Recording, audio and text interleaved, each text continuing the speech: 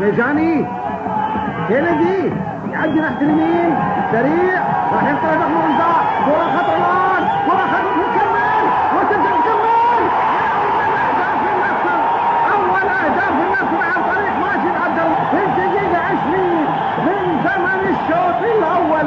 ماجد عبد الله يسجل أول أهداف النصر من تمريرة بدأت عليها الخطورة قبل أن تدخل منطقة الجزاء. قبل ناحية اليسار لعبة مصطفى سريعة ومحاولة بحسن ينقلها ضغط من الجزاء نقلان وبراء والقهوي وتكمل من خارج الملعب. ضربة ركنية كاد النصر أن يسجل هدف التعادل ولكن كرة تبعد ولاعب مصطفى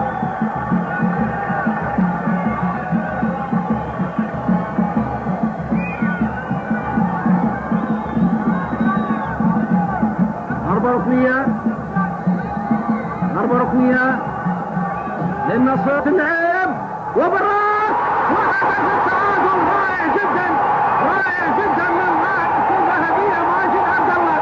هدف رائع جدا يسجل هدف التعادل للنصر 2-2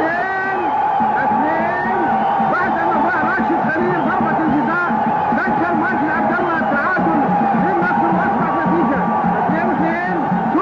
شوف الإعادة ابدا راس ذهبي يسجل ماجد عبد الله منها هدف النصر الثاني وهاية اللعب وهدف خارج ملعب والمطر بدأ ينزل من جديد.